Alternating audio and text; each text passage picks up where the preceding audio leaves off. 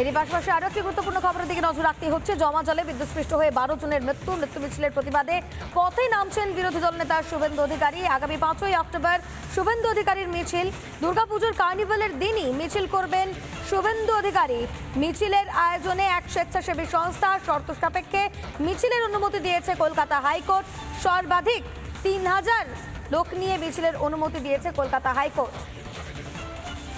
এই বিষয়ে আরো বিস্তারিত জানাবেন আমাদের প্রতিনিধি সৈকত রয়েছে। সরাসরি সৈকতের কাছে চলে যাবো। সৈকত, 5ই অক্টোবর এই মিছিল হওয়ার কথা, প্রস্তুতি কি চলছে এবং শুভেন্দু অধিকারী তার তরফ থেকে কি কোনো প্রতিক্রিয়া পাওয়া গিয়েছে?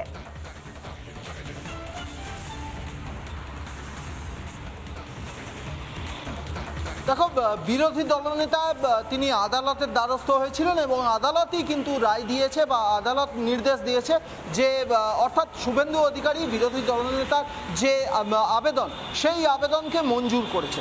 তবে শর্ত দিয়েছে যে সর্বাধিক 3000 লোক নিয়ে মিছিল করা যাবে এবং দুপুর 2টো থেকে 5টার মধ্যে এই মিছিল করতে হবে। ঠিক এই জায়গাটাতেই রাজ্য সরকারের যে দুর্গাপুজো কার্নিভাল, সেই কার্নিভালের টাইম এবং গোটা মিছিল বিষয়টা নিয়ে একটা ক্ল্যাশ চলে এসেছিল, অর্থাৎ সময়ের একটা সমস্যা হচ্ছিল। কিন্তু আদালতের দ্বারস্থ হলে শুভেন্দু অধিকারী অর্থাৎ বিরোধী দলনেতার যে আবেদন, সেই আবেদনকেই মঞ্জুর করেছে আদালত, অর্থাৎ 5 তারিখেই এই মিছিল করা যাবে।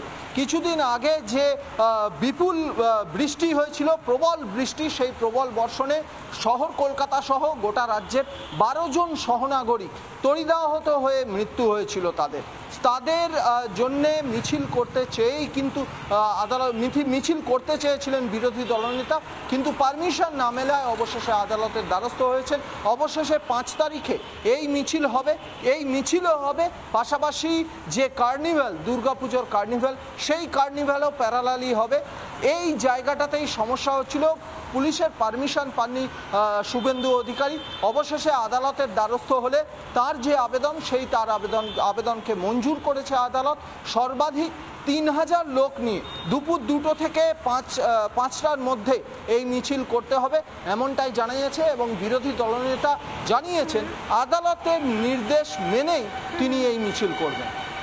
বেশ, ধন্যবাদ সৈকত আমাদের সঙ্গে থাকার জন্য। শর্ত সাপেক্ষে মিছিলের অনুমতি, যেখানে বলা হয়েছে সর্বাধিক 3000 লোক নিয়ে মিছিল করা যেতে পারে এবং 5ই অক্টোবর যেহেতু কার্নিভাল রয়েছে তাই পুলিশের পারমিশন লাগবে এবং পুলিশ যেরকমভাবে সময় দেবে সেরকমভাবেই মিছিল করতে হবে। এই সমস্ত শর্ত মেনেই মিছিল করবেন শুভেন্দু অধিকারী এবং দুর্গাপুজোর কার্নিভালের দিনই হবে এই মিছিল। আমাদের প্রতিনিধি সৈকত ছিলেন আমাদের সঙ্গে। সৈকত, অনেক ধন্যবাদ তোমাকে।